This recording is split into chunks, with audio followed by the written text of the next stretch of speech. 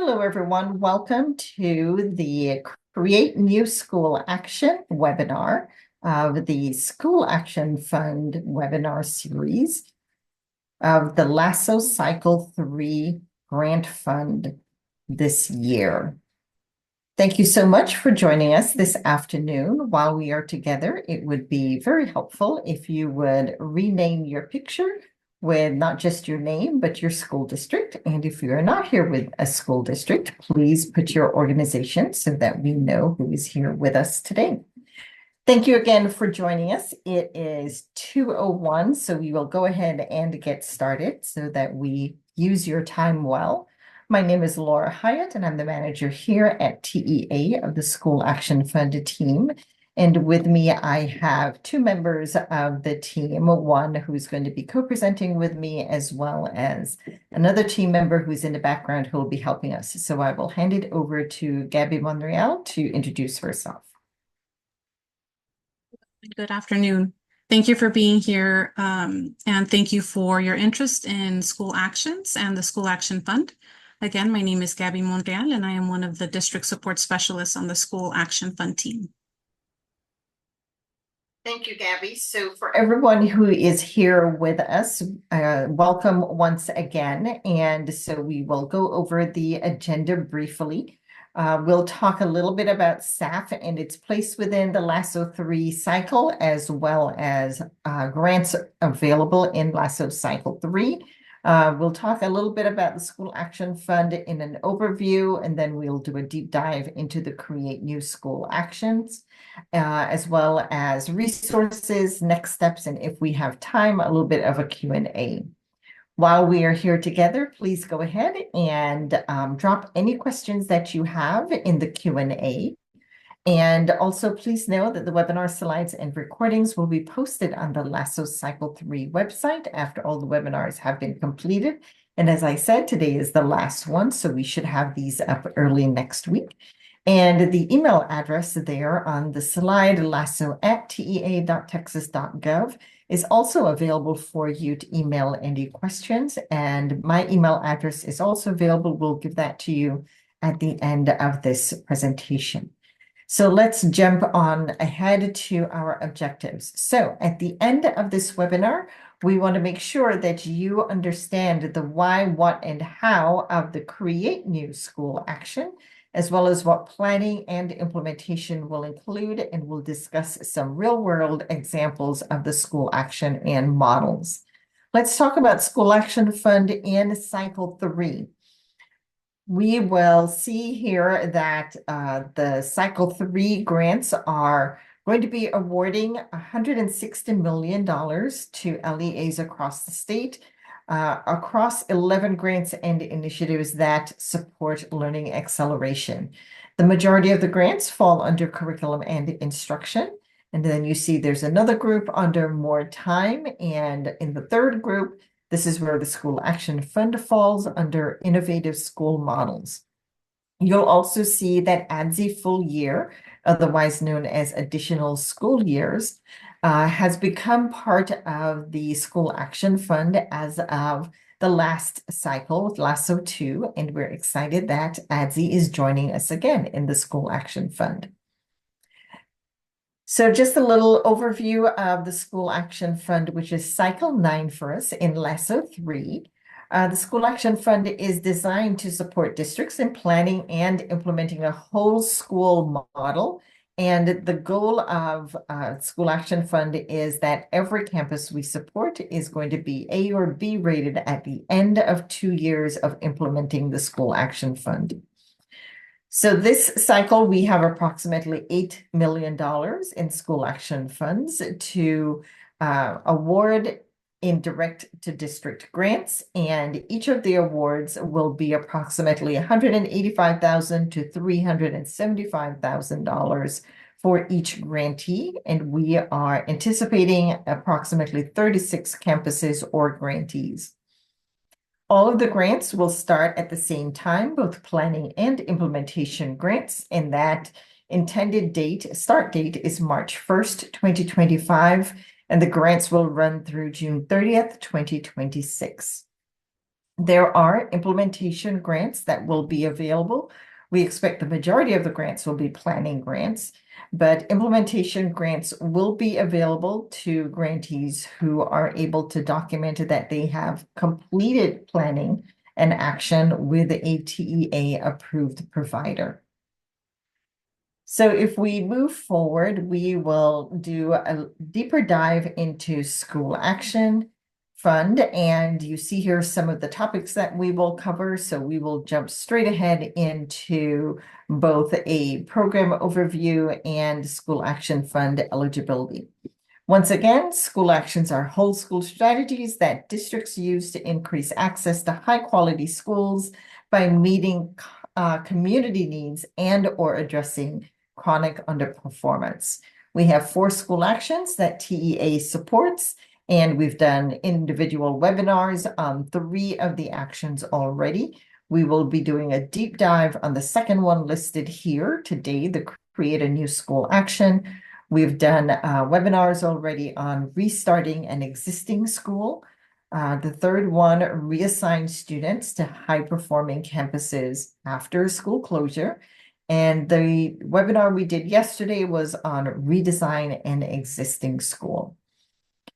For eligibility, campuses must be Title I designated by their school district, and they must have a federal designation of either comprehensive support identified or targeted support identified, not additional targeted support identified.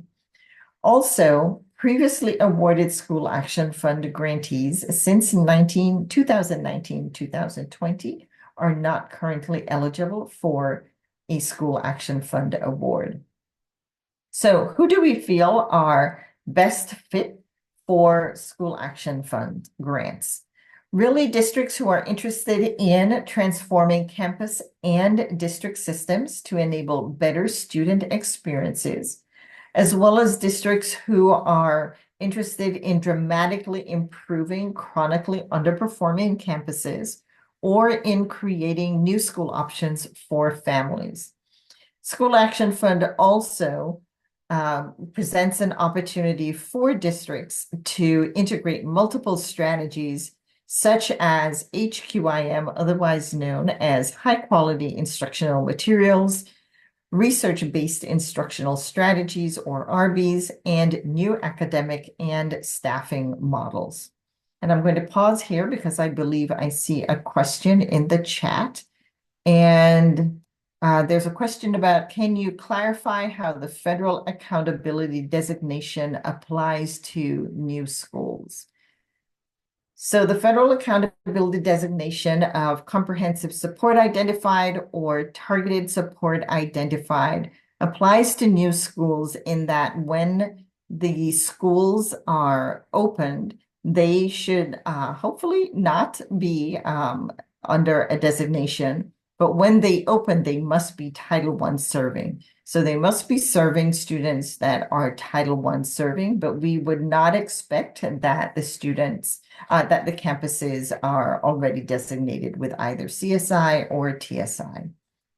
That was a good question. All right, thank you, and we will move forward. All right, we'd like to ground everyone in our theory of action here for the School Action Fund. So if district and campus leaders are supported to plan deeply every aspect of the school action and implement that plan with fidelity, then more students will have access to high quality learning environments and outcomes will dramatically improve. And remember earlier, I said the expectation is that all SAF grantees will become rated A or B rated at the end of 2 years of implementation. So we're really looking for those outcomes to dramatically improve. So number 1 question is, what comes with a school action fund grant? So technical assistance, that comes provided from a group of expert technical assistance providers who have expertise and background, not just in the school actions, but also in support with everything from creating goals and metrics, and also helping with tools and resources that are also accessible to grantees. And then there's also funding, of course. We mentioned what funding would be for planning campuses. All planning campuses grantees will be for $185,000. And then continuation grants or implementation grants, they range from $375,000 up to $500,000 for up to a 2-year period. There's also leader professional development opportunities where leaders can get together in order to learn together, grow together throughout the School Action Fund grant. So those are the amounts that are, those are the assistance that are available throughout a School Action Fund grant. One of the things we are proud about is the impact that School Action Fund has had throughout the years. And so here we can see a variety of impacts from the School Action Fund. Since 2017-18, we have supported almost 300 school actions that have been planned and implemented. And this has also impacted approximately 133,000 students. This is among schools across all 20 education service centers in approximately 90 LEAs or school districts. And we have also distributed more than $232 million in direct to district grants and in-kind supports. So before we move ahead, I think there's a couple more questions in the chat, and let's see. Can you confirm the amount has changed for continuation cycle 8 from $1 million to $500,000? For a create new school action, generally each continuation year is $500,000. All right, moving forward, we will now take a look at this that kind of shows you the process that districts take when they are selecting school actions and models. And the nice thing about this diagram and this slide, which again will be posted for you with the webinar, is that you can read this slide from left to right. And so first step is you take a look at your decision-making process and figure out what your community might need. Also, if you have any chronically underperforming schools and you decide which action that you may select in order to support your community and or your schools. So for example, you might consider whether or not you have a campus that you may need to restart, and that you may select restart an action for an underperforming school.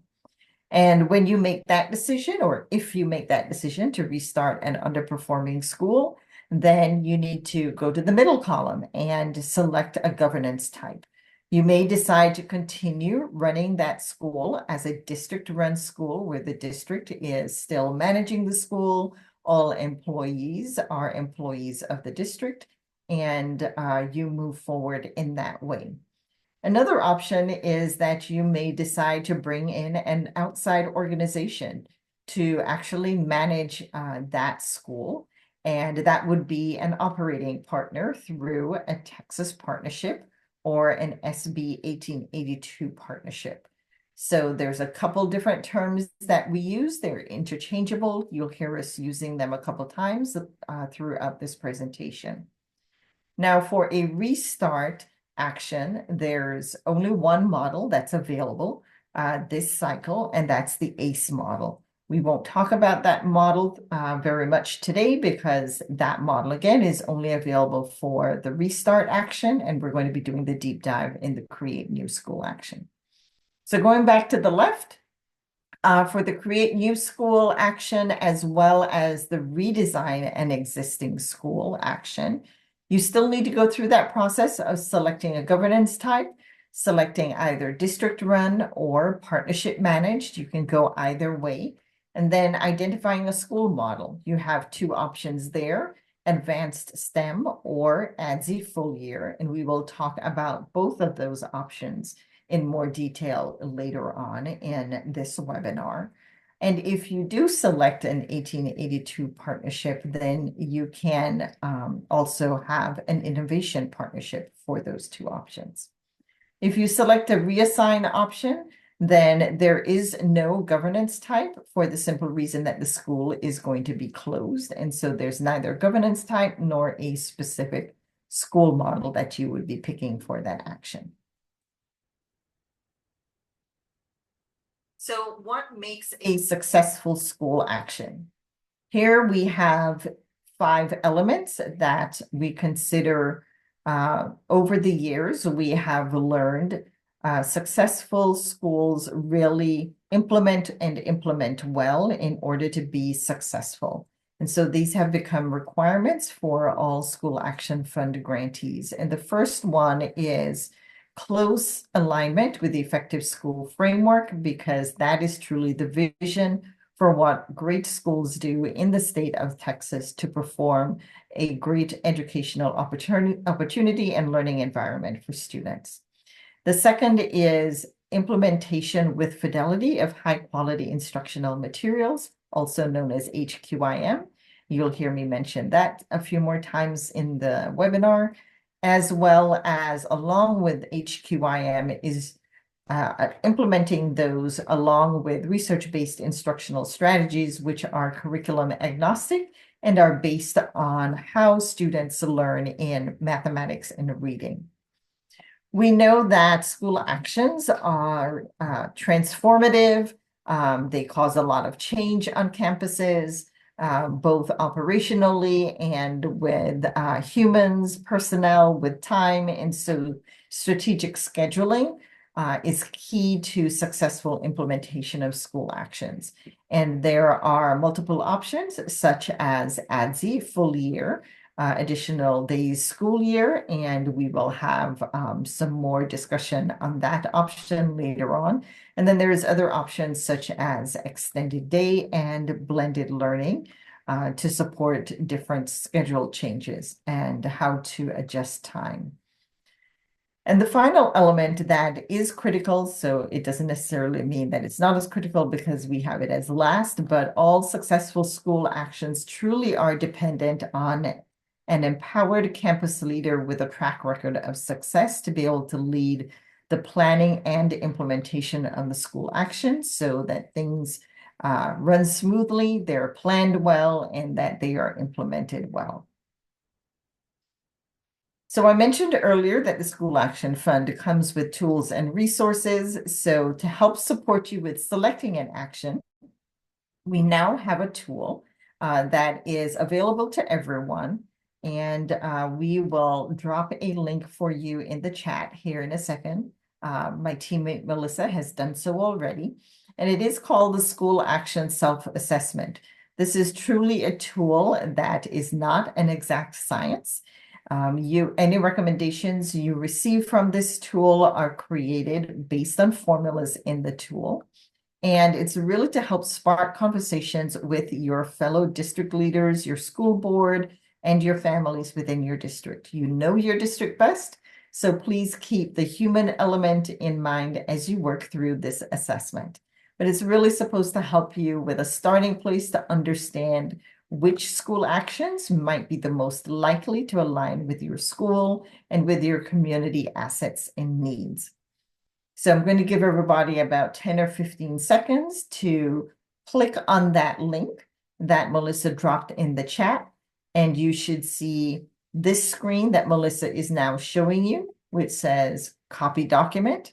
That's what it should make you do, is copy a document. And I am going to wait another 5 or 10 seconds just to see if anybody's having a problem, if I see anything in the chat or Q&A.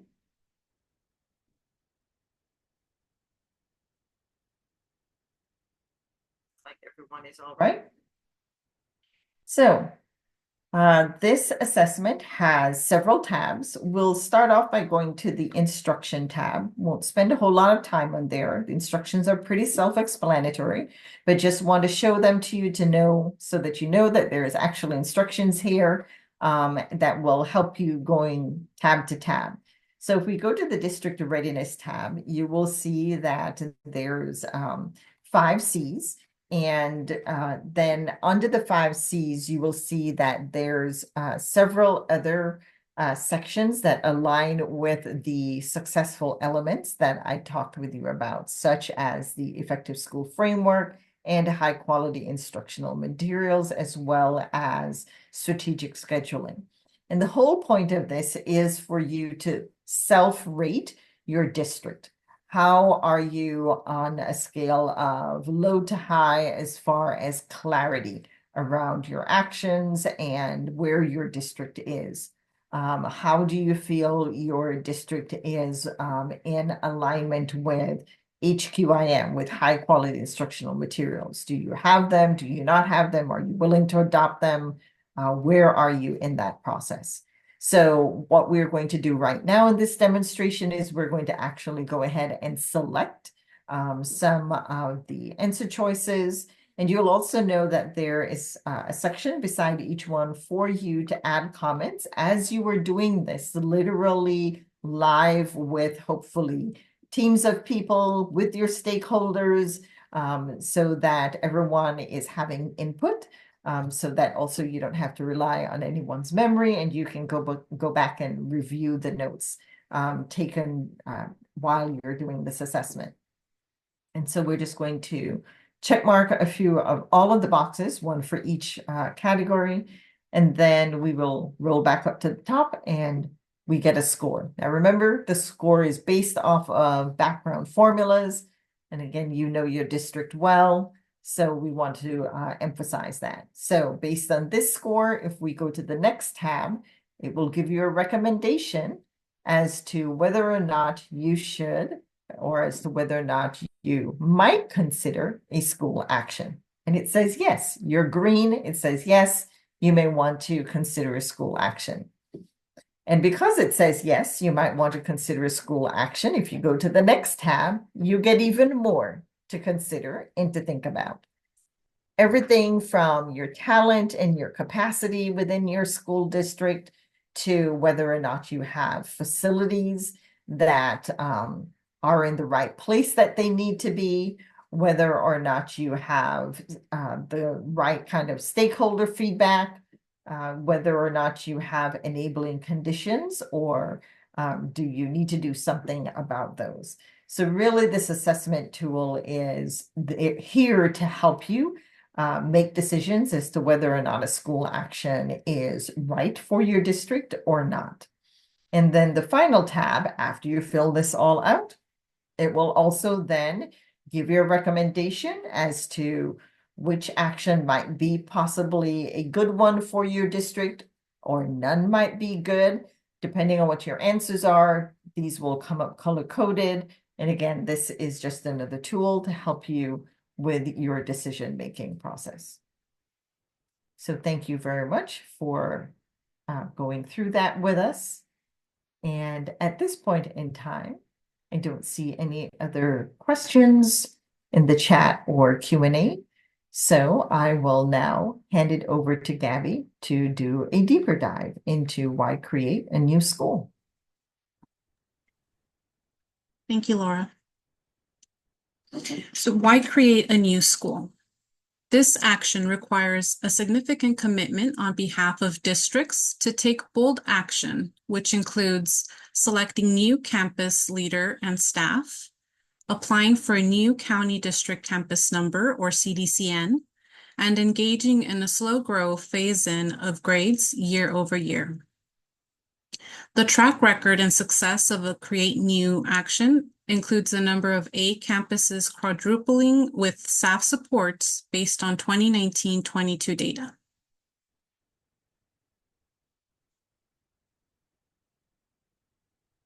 There are 3 key elements to a Create New action. Purpose and need. The new school is designed to fill a gap in the community, addressing specific needs, such as a lack of high-quality school options or an underperforming school population. New school pathways. LEAs create a new school that may be phased in one grade level at a time or implemented with all grade levels in a new facility or a facility that was unoccupied by a school in the previous year. Districts closing and repurposing an existing campus must comply with Rule Texas Administrative Code 97.1066, campus repurposing and closure. New leadership and staff. Campuses receive a new CDCN, recruit, select, and hire a new empowered campus leader and staff, and implement an evidence-based academic model, including high-quality instructional materials. The leadership team is responsible for implementing a clear vision and mission for the school aligned with the district's goals. We will discuss these further in the webinar. Benefits of the new school action.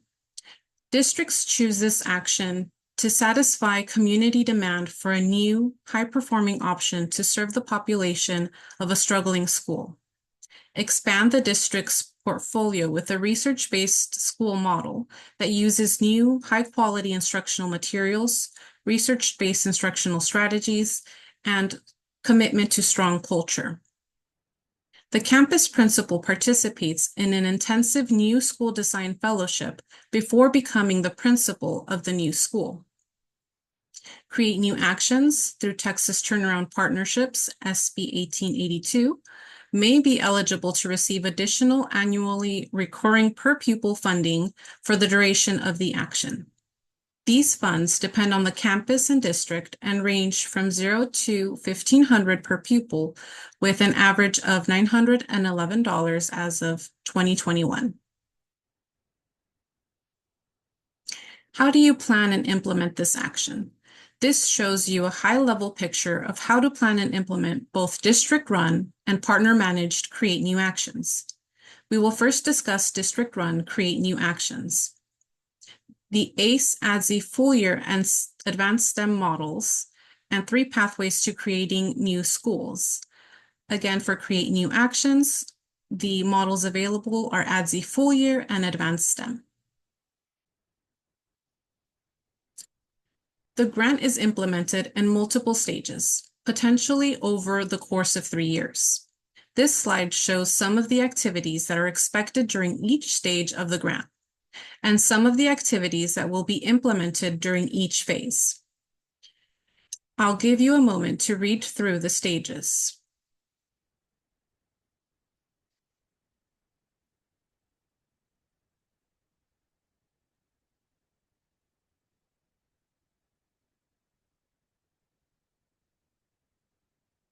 These stages take you from pre-planning, where some of you may be now, learning about SAF and determining your model, to where you may be in the future, thinking about sustainability, taking the action model beyond the grant.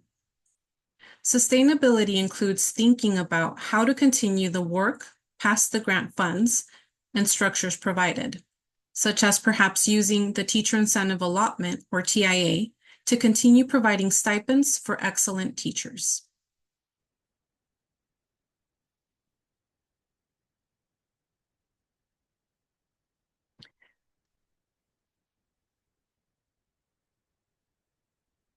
Okay. So what is a school model? School models are evidence-based, ESF-aligned approaches that districts can implement as best fit school options for students. For School Action Fund Cycle 9, we're supporting these 3 school models for district-run campuses. The first model is the ACE model, which is available only if the Restart action is selected. The second model is the Additional Days School Year Full Year, which has 3 components: an extended year with up to 210 days, a reimagined schedule to increase teacher planning time, and student brain breaks. The third model is the Advanced STEM model, which has 4 elements: STEM integration, applied learning, instructional excellence, and a school-wide culture of innovation. now move into the governance types. For district-run campuses, the district continues to directly run the campus and defines any flexibilities from district policy in a performance agreement. The district selected leader engages in a new school design fellowship to craft a new school vision and design. The new school either grows slowly year over year or opens in a new or not previously occupied building. TA-supported models are ADSI full year and advanced STEM. For partner-managed campuses, district launches a call for quality schools to seek an organization to operate the campus. The district uses strong authorizing practices to choose a partner to operate a campus as an in-district charter. The district applies for SB 1882 benefits, as much as $1,000 per pupil per year supporting the model. Operating partner is given full autonomy over campus decision-making, and the operating partner is accountable to the goals outlined in the performance contract. Another note for partner-managed campuses, for smaller districts with approximately 15,000 students or less, they may see small per pupil amounts and should use the online calculator to check the potential benefits for SB 1882. A reminder for the new school actions, the campus must prioritize enrollment for students previously zoned in comprehensive targeted support schools, apply for new CDCN number in the planning year, and the model must be ESF aligned and meet SAF requirements, which include the campus leader with a successful track record, HQIM and RB's implementation, and strategic scheduling. For district-run new schools, these are schools that provide the option for districts to analyze community demand and design the learning environment that best suits their unique needs. This action is a bold strategy to create meaningful change in response to the need in the community.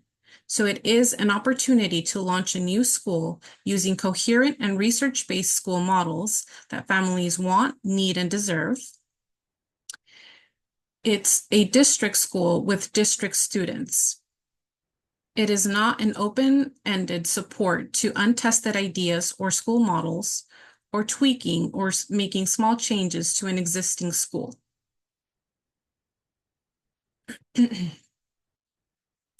There are multiple ways to create a new district-run school. One way is to open a new school using a new or empty building that can be used to launch the new school. This is a great option if you have a new or empty building available, as well as having the community demand for a new school model. Several districts use Create New School Action when they have new school bond funds. With this pathway, the district may open with all grade levels or through a slow grow model, enrolling one grade level per year. Note that all new schools must prioritize enrollment for students attending or zoned to a SAF-eligible campus. Another way to create a district-run new school is to use the phase-in, phase-out approach. This approach uses the slow grow method, one grade level per year, to slowly grow a new school and close an existing struggling school. The new school may remain in the same building and remains a district school with district students who benefit from a new model and instructional practices. The phase-in, phase-out schools have separate leaders and educators. This slow grow approach allows campuses to be very intentional and strategic in developing the new high-quality school. Again, you'll note that you must prioritize enrollment for students attending or zoned to SAF-eligible campuses. The third pathway to create a new school is co-locating the new school with another school. In this pathway, the new school and the existing school share the same space within an existing school while gradually reducing the size of the existing school. This offers the opportunity to introduce new high-quality option or sharing an existing school building that has the space to accommodate the new school. Similarly, in this pathway, the schools have separate leaders and educators. The slow grow approach allows campuses to be very intentional and strategic in developing the new high-quality school. A key difference in this pathway is that there is an opportunity for two schools with distinct CDCNs to coexist in a single building for a longer period of time and may not necessarily lead to closing the existing school or the host school. And again, you'll note that you must prioritize enrollment for students attending or zoned to the SAF eligible campus. The fourth pathway to create a new school is right sizing by closing multiple low enrollment or underperforming campuses and opening a single new school. This offers the community a new high quality option while also scaling down multiple struggling schools or schools with low enrollment. In this pathway, each existing school will have separate leaders and educators. The district may leverage high-quality teachers and leaders as they begin to scale down these existing schools, and as a result, may place them at the new school. In the description, you can see that this pathway is a way to right-size schools that are underperforming, but also schools that may have low enrollment. A quick note here is that a low enrollment school may have a principal with a high track record of success that may be the right fit for the new school. And again, you'll see the note that you must prioritize enrollment for students attending or zoned to a SAF eligible campus.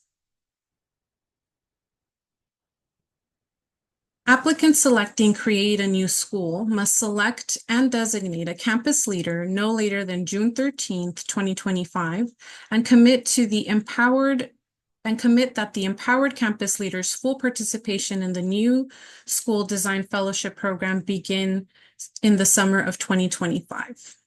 The leader selected will participate in an intensive design fellowship with a cohort of leaders ongoing throughout the planning period that include weekly virtual design sessions, one-to-one coaching, and dedicated district-level support with planning and grant management.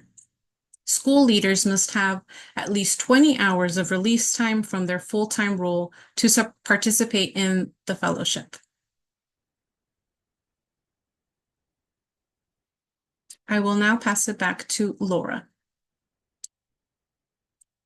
Thank you, Gabby. So Gabby just went through district run, create new schools, and I will talk about partner managed options for create new school actions.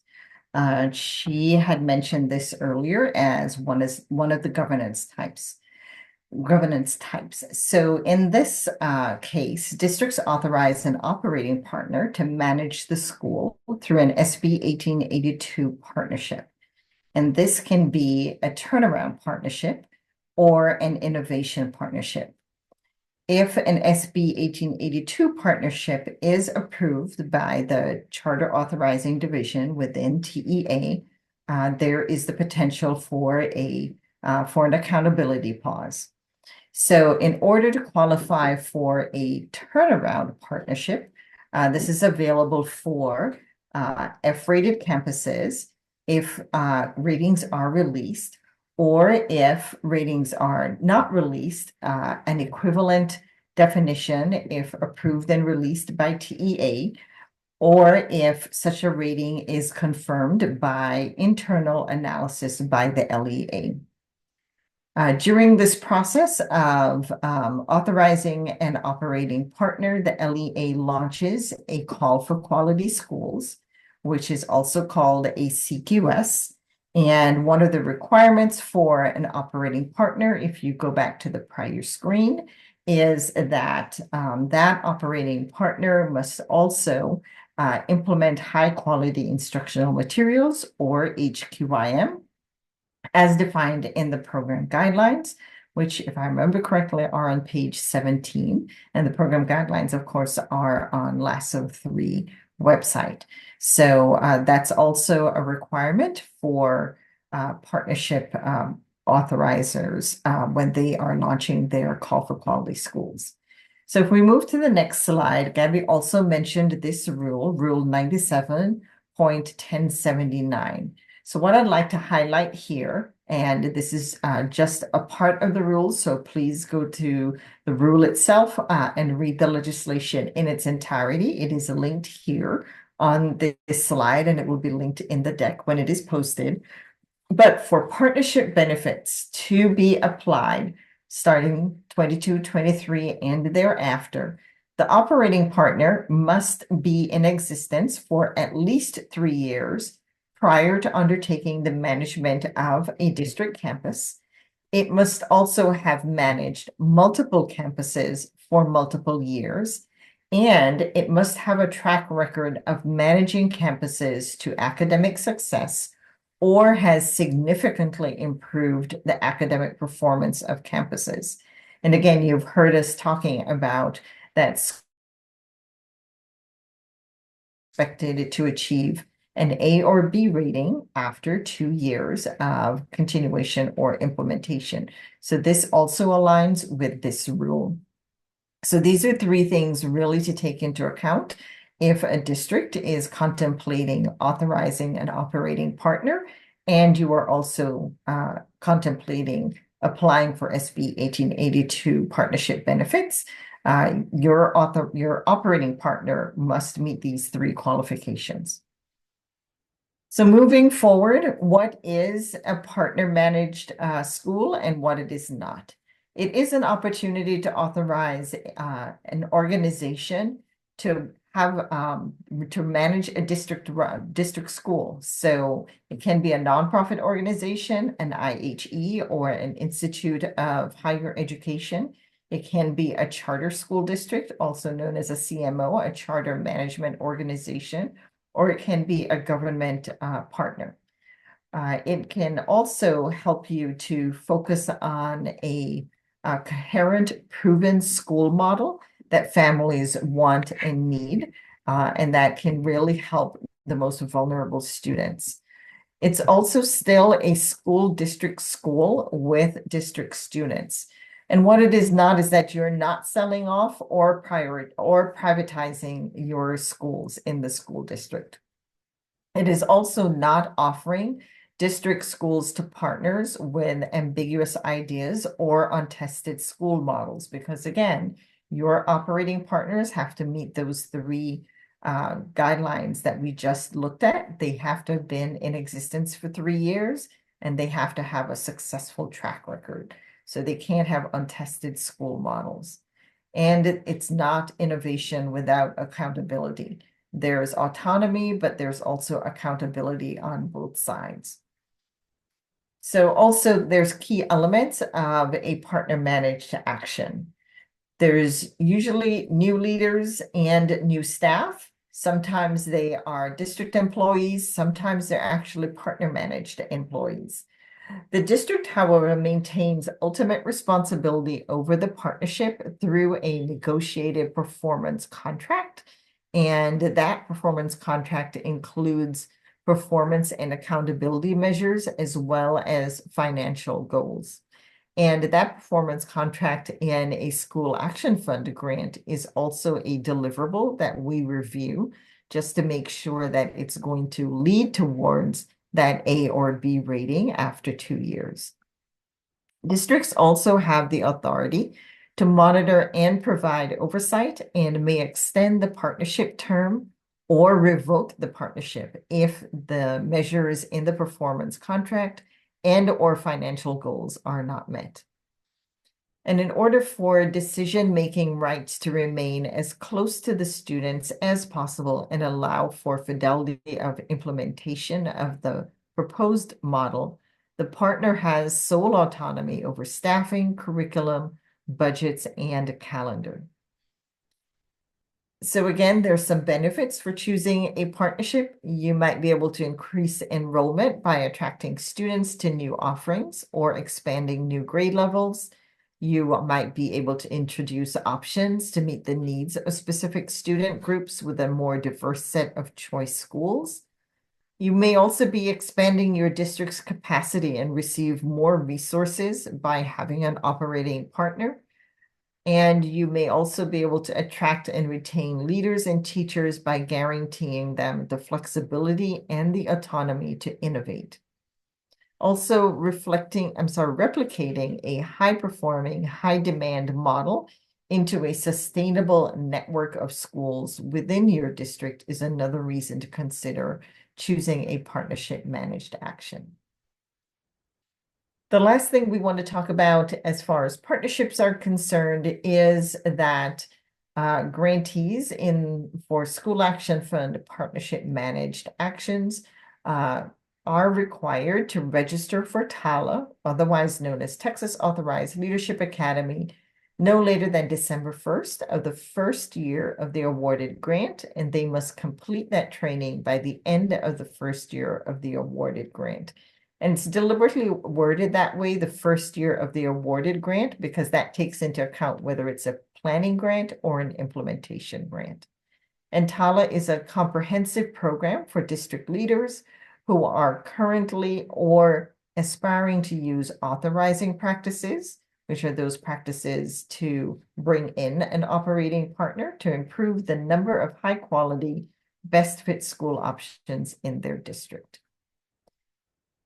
So now we're going to transition to talking about the models that are available in Cycle 9 School Action Fund, which is in LASO 3.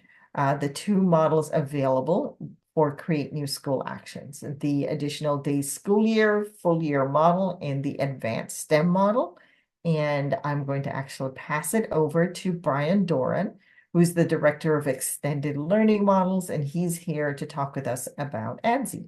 And thank you, Brian, for being here with us this afternoon. Yeah, great. Thanks, Laura. So first, I'll talk through ADSI Full Year.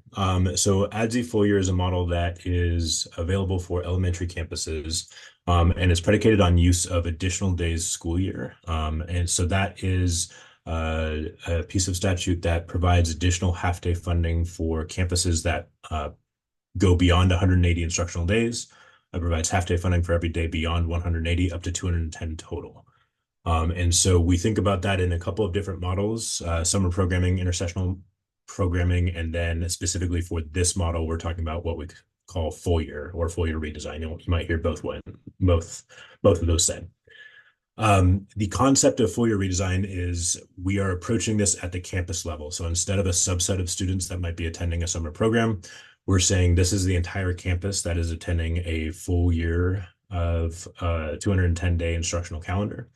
And so we're able to add those instructional days that inherently reduces the opportunity for summer slide by lengthening the school year. And what it does is it allows us more time to hit the required instructional minutes over the course of that year. So while it is a longer year, the other key component to this is that we're making daily schedule changes. So for every day, since we have that longer year, we're able to reduce the amount of instruction each day in order to make way for additional teacher planning time and additional brain breaks for students. Those brain breaks might look like additional specials and additional recess rotation, things like that. So while the calendar itself is longer, each day-to-day should be more sustainable for both teachers and students. So this is an example of what that calendar could look like. We have some campuses implementing this that truly take the every single day approach, where every single day is a different schedule and it provides that additional brain break and planning time every single day of the 210. Some other campuses also approach this from having an ADSI day every single week for 30 weeks, let's say. So this is an example of what that could look like. So Monday, Tuesday, Thursday, Friday look like regular instructional days. And then each Wednesday, they would have an ADSI day where you might have 90 minutes of project-based learning, 210 days of accelerated math and reading learning time as opposed to the 290 minutes on a regular school day, and then another 30 minutes of individualized learning time and 30 minutes at the start of the day instead of 15. So it just provides an additional flexibility for those things that often get pushed to the side in a typical calendar, and really gives us an opportunity to to explore that master schedule and implement different models of instruction, different models of enrichment, different models of free play and opportunity for students as well. And what we are seeing from an ADSE perspective overall is promising outcomes. So this is a comparison of 2022 STAR data to 2023 STAR data. The orange line at the top is the statewide average. So from math meets, we had a 2% growth across the state for grades 3 through 5. For reading meets, we had a 3% decrease in grades 3 through 5. And then we get into the ADSE cuts. So for those campuses who did not go through a dedicated grant program, that's the green line at the bottom. We did see positive correlation here. So a 5% growth in math meets and just a 1% decrease in reading meets as opposed to a 3% decrease. But then when we get into the actual supported models, which is ADSE Pep Summer and ADSE Full Year, we're seeing a more pronounced increase. So for ADSE Full Year in particular, we saw an 11% increase for math meets and a 1% increase for reading meets. This is particularly promising because for most of the campuses in this analysis, this was year one of the implementation. Data on additional days and summer programming and adding days to the calendar show that it's typically, at least for reading, it's typically in the second year that we actually see impact. So we're excited to take a look. Well, we should have an updated data slide in the next month or so once we get the ability to really analyze it. Excited about the prospect of those. And excited that we're seeing it impact in the initial years as well.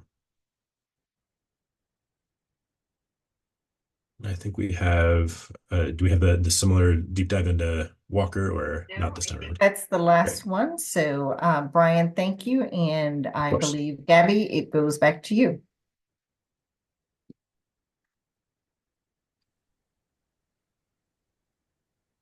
Thank you. So here we have the advanced STEM model. The advanced STEM school models emphasize a cohesive interdisciplinary approach to developing students' critical thinking and problem-solving skills with real-world application to prepare them for the demands of the modern workforce. Schools that adopt this model prioritize hands-on learning through cross-curricular experiences that incorporate design-based thinking. This model can be applied at all grade levels, pre-K through 12, and in rural and urban contexts.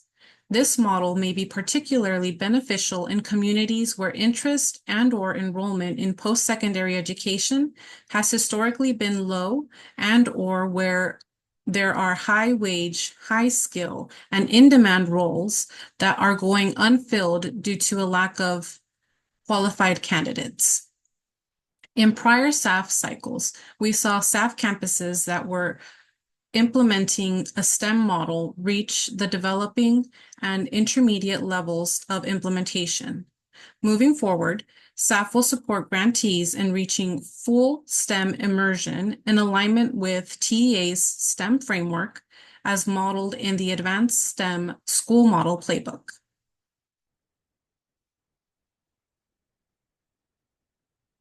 And now we're going to move into some campus successes. We have a few minutes left.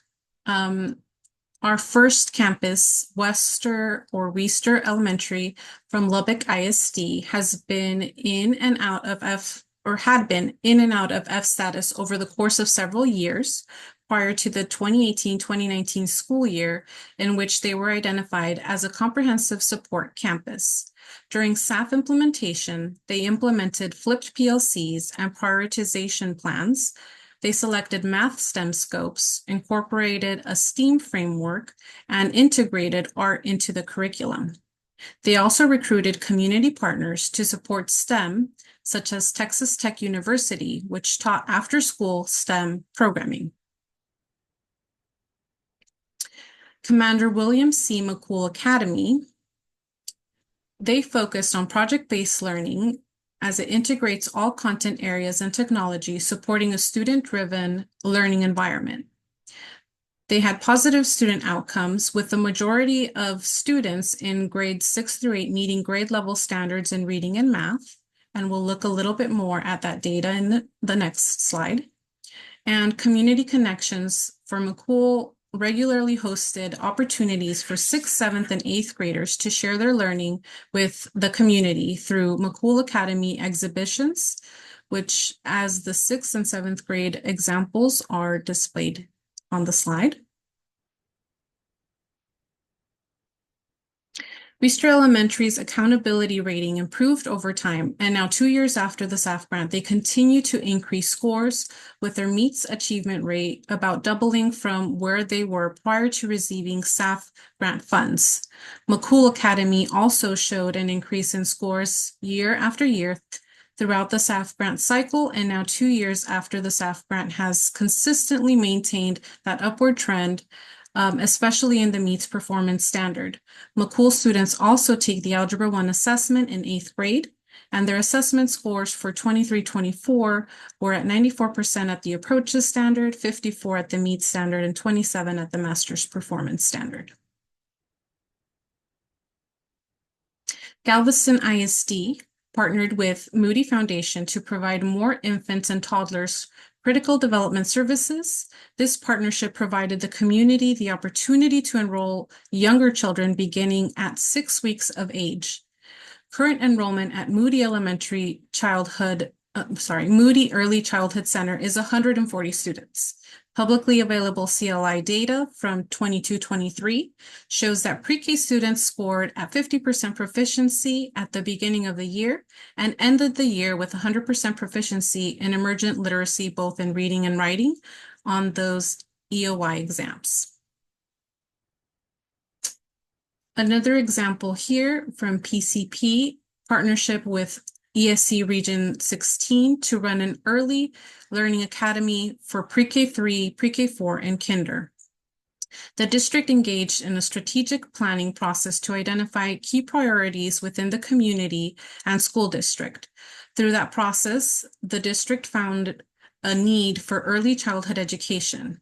There were no existing early childhood centers available in the community, and recruiting and retaining quality staff who have young children has been a challenge for PCP CISD.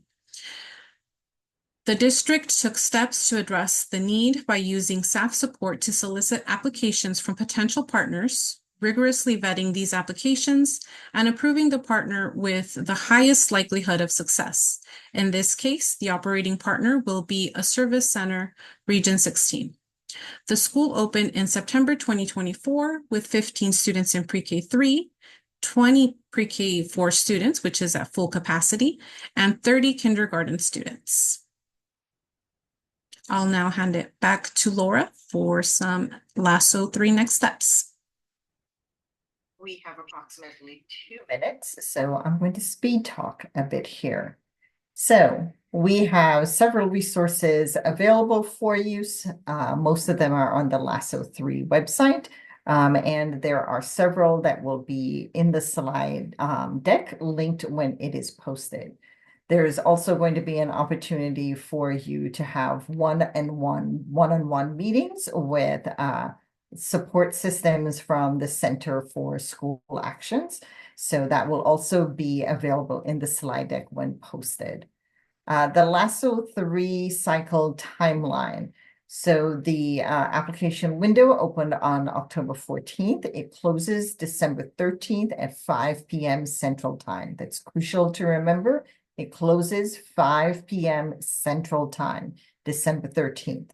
The last thing that I really want to highlight is that the application is a Qualtrics application. Your superintendent was emailed a specific link. That's the link that must be used to submit your application, and your superintendent must sign the application in order for it to be accepted. There's a PDF of the application. It's more than 100 pages long. I do need to warn you of the entire LASO application. It's available on the LASO 3 website if you want to download it or print it to help you as you're going through deciding which grants to apply for. But remember, that PDF is not the application to submit. The application to submit is the Qualtrics application through the link that was sent to your superintendent, that your superintendent also must sign. And the very last thing is, if we move forward in the slides, is on the LASO 3 timeline, is that the grants division in TEA, their goal is to have NOGAs out for all of the LASO 3 grants by May 24th. That's their goal. The only way they can meet that goal is if LEAs go into e-grants and accepts their awards and submits budgets no later than March 24th. So you don't get a NOGA unless you go into e-grants and put in your acceptance and your budget. So the sooner you do that is the sooner you will probably get your NOGA. So just wanted to give you a heads up on those items. And I'd like to say thank you again so very much for joining us today for the Create New School Action webinar with the School Action Fund team. And remember, there is the LASO at tea.texas.gov, as well as my email address, laura.hyatt@tea.texas.gov. Two email addresses you can send questions to.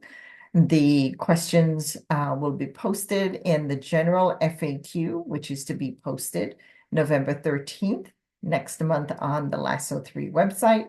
Any questions you send in will be added there. Thank you and enjoy the rest of your day.